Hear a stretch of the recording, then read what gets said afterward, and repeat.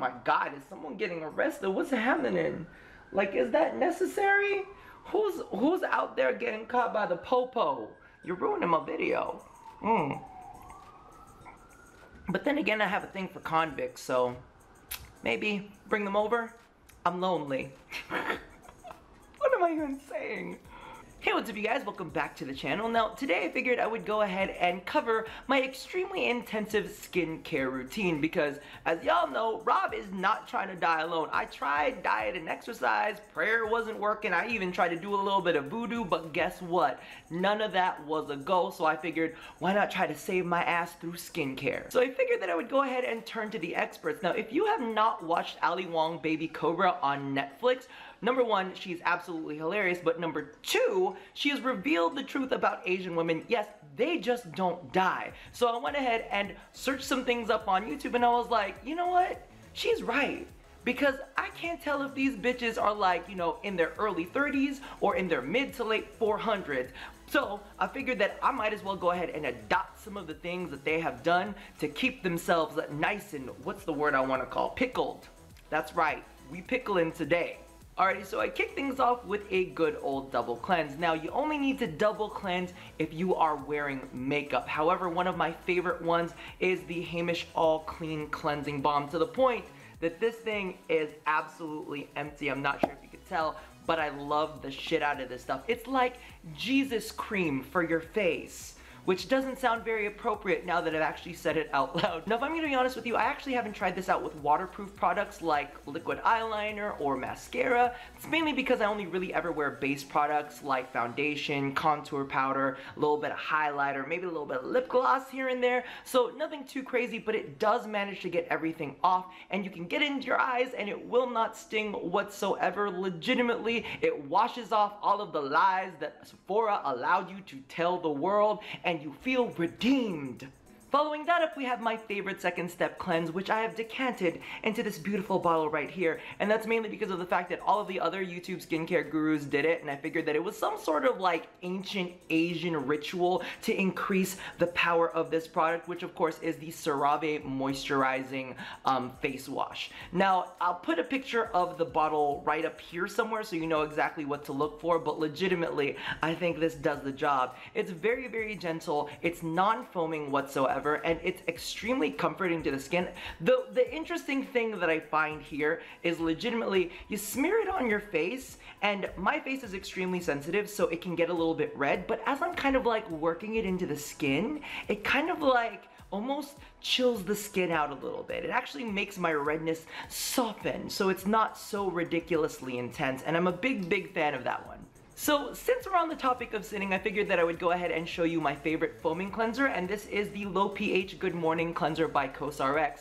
Don't tell me what time of day I can use this at, because legitimately I usually bust this out late at night, mainly because of the fact that if I ever feel like I've worn a lot of makeup for a long period of time, I'll use my first step cleanser and then I'll go in with this as my second step. This does foam a little bit more, and it is, I won't say more intense because it really doesn't irritate my skin that much. However, I do feel like it does a better job at pulling things out of my skin, which isn't necessarily something I always want. I would like some natural oils in there because listen, as you get old, you dry out and you get dusty and you turn into the Sahara, which is, you know, not necessarily the most sexually appealing region of the earth. And so you want to keep some of your natural oils in. However, if you feel like you're super gunky, this is definitely going to be one of the go-tos to get all of that gunk out, because you gotta make your choice.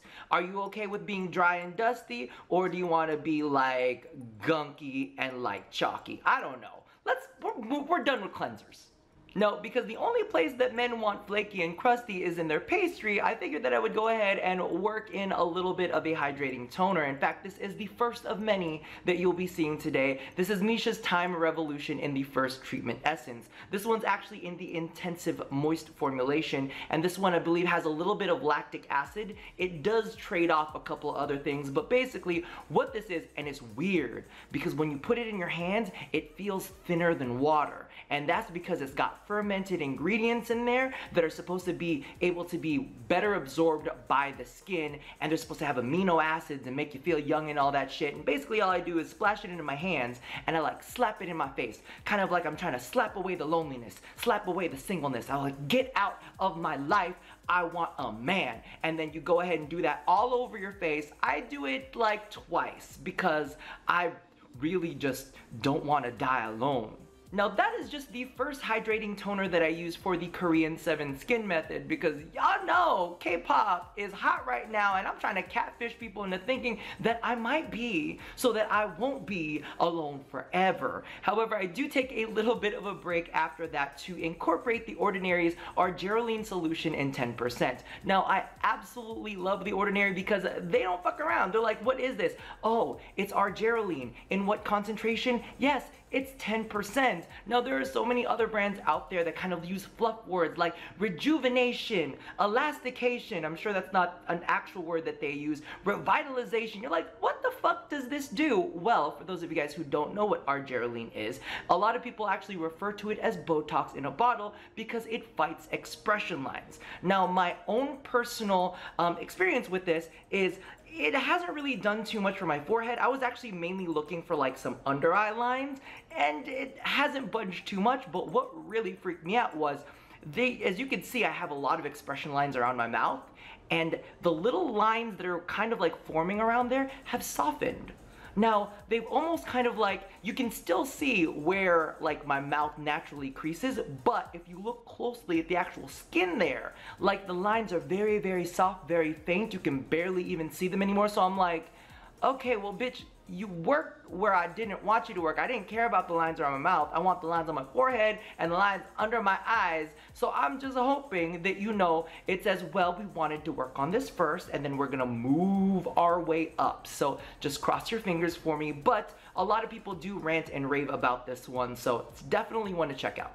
Jumping back into the 7 skin method, I actually have my next set of hydrating toners, and these are all from Secret Key. Now keep in mind, I don't use all of these every single day. I kind of rotate some in and rotate some out depending on what my skin needs. We have the Milk Brightening Toner, we have the Aloe Soothing Toner, and we have the Rose I don't really do much of anything, I'm a lying sack of shit toner. Now this one is actually going to be the Softening Toner, but I don't know what the hell that means, softening. It's supposed to heal and hydrate your skin. I was like, well, doesn't the rest of them heal and hydrate your skin too? Because they're all supposed to be hydrating toners. So I just really kind of want to power through this one and finish it off because it does do what's on the tin. It does keep your skin moist and all of that. But the other two I just feel have more benefits. Like the Milk Brightening Toner, as you can see, like I am almost out of this one. This one actually has some lactic acid in it. It's also got some natural proteins as well as some skin growth factor. I don't know what that means. I don't feel like I'm growing extra skin or anything, but I mean, it seems to be fine. So it also has some brightening properties to it as well to kind of like clear up any dark spots. The other one that I really, really like is the Aloe Soothing Toner. And this is great because of the fact that I don't know if you can really see it on my cheeks too much, but I do have some natural redness. I'll stay the hell away from blushes. Y'all be crazy. I'm not trying to add extra rosacea to my skin, but that's exactly what's going on. So if I have some issues with overexfoliation, or if I've done a mask, or if something's just pissed off my skin, I really like using this one to kind of help calm everything down. Hold up, did you think that that was it for hydrating toners? No, I am not done yet. This is Rob's intensive skincare regime, okay? And we cannot leave out my favorite essence toner of the bunch. This one is by Pyunkang. Now, the fact that its name is very, very hard to say just means that clearly it has been infused with some sort of ancient Asian magic that is supposed to help me get a man. Realistically though, it's made up of 91% Astragalus root extract and a little bit of arginine. Now, Astragalus root extract is supposed to be really, really great for anti-aging, and it says, y'all know, I'm trying to turn back the wheels of time. I'm trying to Benjamin Button my ass into a relationship, and arginine is in there to kind of help a little bit of healing as well. So the thing that I love about this is it feels a little bit thicker, a little bit more viscous than all of the other hydrating toners out there, but because of the fact that it's fermented, it penetrates into the skin very easily. It's really, really surprising because you think it's like thick and sticky. Well, it's not really sticky, but it's a little bit thicker than the rest of them. And when you put it on your face, you're like, okay, how long is this gonna take to soak in? And then it's just in there. Like I said, it's magical and mystical and like infused with Asian coupling powers. At least that's what I'm hoping. Alrighty, now that we're done smacking the potential of love back into our faces, we can go ahead and jump into treatments. And I have one that I use during the day and one that I use during the evening. Now these are, of course, by the ordinary, and again, they don't fuck around when they come to naming their products. This one is Ascorbic acid 8% and alpha arbutin 2%. That's what I use during the day. And then we have the Granactive retinoid 5% in Squalane, and that's what I use at night. So the ascorbic acid 8% is basically a vitamin C serum, and it's really, really good for anti-aging. As you can see, we have a little bit of a trend going on over here, as well as brightening up any dark spots. It's absolutely fantastic for that. This is definitely a bit thicker, but it smells like brown sugar when you smear it all over your face. So it's a little bit of joy in the midst of the dry desert of sadness that we are currently in. Moving along from that, this is our night treatment, and this is the Granactive retinoid in Squalane. Now this is actually a different variant of a retinol, so it's more gentle to your skin. Like I was saying, I have a little bit of redness from rosacea, and I don't really want to aggravate that because it's like red warning signs to men to stay the hell away, and I don't need that in my life. This is also combined with a little bit of squalene. So squalene is really, really moisturizing. So again, anti-aging and moisturizing, because we don't want to be alone in our own desert skin. Alrighty, so at this point of the skincare regime, legit, I'm starting to get tired. However, I do see the light at the end of the tunnel because we are at the hyaluronic acid phase. Now this one is Hadalabo's Gokujin Premium, and basically what I do is after I've done my serums, I go ahead and toss this on my skin. Now I do have a little bit of a disclaimer for all hyaluronic acids, not just specifically this brand. So as you guys know, hyaluronic acid is a chemical, and it's made to like suck in excessive amounts of moisture. Now if you don't have any moisture on your face to begin with, and you don't have enough moisture either in the environment or through the rest of your skincare, what'll actually end up happening is the hyaluronic acid will end up pulling the moisture out of your skin because it's the only moisture that's available. So you gotta work with the chemical. The way that I do it is I put some moisture down on my face, and then I put the hyaluronic acid, and then I put even more moisture on my face, because this is all kinds of levels of super suck, and it just wants to suck all the moisture. So you put it encased in this like bubble of moisture, and it just plumps up your skin and makes everything refresh. So remember, with this, the wetter, the better. Now that we've tossed on our hyaluronic acid, we need to ensure that we're not sucked completely dry. And that is where the Advanced Snail 96 Mucin Power Essence comes in. And this one is by CosRX. So this is all sticky and slimy and pairs well with the hyaluronic acid suck. So just smear it all over your face. And then this is where I legitimately take my break. Yes, there is an actual break that is involved with my skincare routine, because I'm tired, and also I want that hyaluronic acid to kind of get some work in with the snail mucin. So what this does is basically it allows for it to kind of absorb in. Now in the Korean 7-step method, the reason why you add in so many layers in, you know, the manner that you do, you don't add it all in once, it's to let everything kind of absorb. So at this point, I brush my teeth, I go watch some YouTube videos, or you know, I have a drink. Excuse me, break is over. If you want a man, you can't be having crusty ass eyes, and that is why we break out our eye cream next. And this is the Belif Peat Miracle Revital Eye Cream, which is a sack of shit because it hasn't created any miracles for me. I still got little lines under my eyes, and I still don't look like a 12-year-old. Do I look like a 12-year-old? No, then you're not a miracle. Now, if you promise hydration and creaminess and to keep everything moist in those areas, then that's a great thing. But you said miracle. You ain't a miracle. But one of the things that I do want to point out with this is I've actually bought this quite a while ago, and the miraculous thing about it is the fact that it's lasted for as long as it has. I think I've seen 1, 2, 3, maybe 4 different face creams come and go, and this thing still sticks around. So I guess maybe you're talking about other miracles, but right here on the package you say believe in truth, and the truth is you still ain't done nothing for me. With that out of the way, we have one final step, sort of. We gotta moisturize the rest of our face, and this one is Innisfree's Jeju Orchid Intense Cream. This one is my current favorite, mainly because of the fact that it's so rich and hydrating. I've tried out the standard Orchid version, and that one is more of a gel consistency, where this one is a little bit more of a gel cream. So it's got like some thickness to it, right? And legitimately, I will take as much moisture as I possibly can get. I ain't trying to be the Sahara Desert. I mean, if you think about it, the Sahara Desert, ain't nobody putting a ring on that. Has anybody married the Sahara Desert? No, I'm pretty sure the Sahara is still alone and single and bitter and deserted. Get it? Desert, deserted. See, this is why I need a man. Because if I don't stop now, I'm gonna end up going on like this forever and ain't nobody gonna marry me.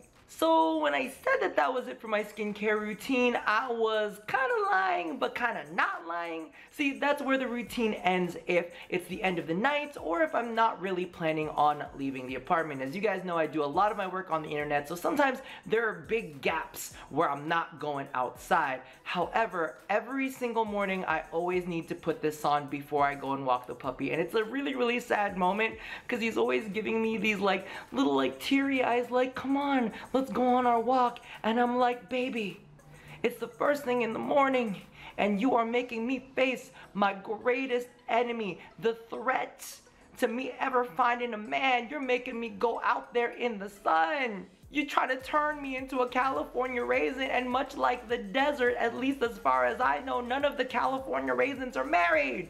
So you're trying to fight me, but it's okay, I love you. Just give me a few minutes to toss on my SPF. And as you can see, I use the Makep, the UV Defense Me, the sun ray fluid, and this is the blue sun ray fluid. The interesting thing about this one is, of course, it has a chemical in it that reduces heat caused by the sun, and I really like this mainly because of the fact that one of the symptoms of my rosacea is if I get too hot, I can be extremely flushed. So it keeps the temperature down on my skin so I don't get as much of a flush, which I find very, very nice. Now, when I look for an SPF, I try to get SPFs outside of the US, mainly because of the fact that they seem to have a bump in efficacy if they're not within the US market. So this is actually SPF 50+, and this is PA quadruple plus. That's a whole lot of pluses. You know, I'm trying to get at least a +1, so I'm not here by myself, but this one got a whole bunch extras. So I'm hoping that this is going to be bright for my future.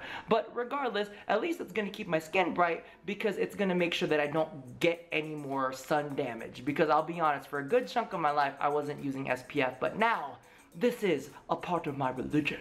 Okay, so technically this next item is another skincare item, and it is another step on top of all of the other ones previous, but I only ever use it after I've used SPF, because I don't know why, it doesn't matter what brand I use, but SPF always tends to dry me out. Now, when I say dry me out, I don't mean like the end of Infinity War, like I'm not feeling so good kind of moment. I mean like, you know, I'm just not as supple as I normally am. So I have a little bit of a lighter weight moisturizer to kind of go on top of everything. So I still get to keep my SPF, but I still have some juiciness on top of everything. And this is the Muji Moisturizing Milk in High Moisture. Now, legitimately, it's not as high moisture as the other facial moisturizer that I use. However, I think it's really fantastic. And one of the things that I want to say about this specific moisturizer is it's amazing under makeup. I go ahead and put everything on top of it and everything just glides on and everything looks smooth and I look a little bit dewy. It's absolutely fantastic. So if you need something that is going to jive well, go ahead and try this out. Alrighty, and that wraps up my intense skincare regime. Now, I know I made a lot of jokes about being alone forever. Listen, it's really not that big a deal. It's all just a joke. However, it is winter right now and things are getting a bit drier, and at some point you're going to have to see people. So it's nice to not look like Betty Crocker is all over your face, okay? Just saying, she does great work in a pie tin, but maybe not on my epidermis. Regardless, that about does it for me for now. If you guys have any requests that you guys are curious about, go ahead and toss that in a comment section below. And as always, love somebody, hurt nobody, and please don't let me die alone. I'm not trying to die alone. Jesus, help me. I'll see you guys next time. Bye-bye.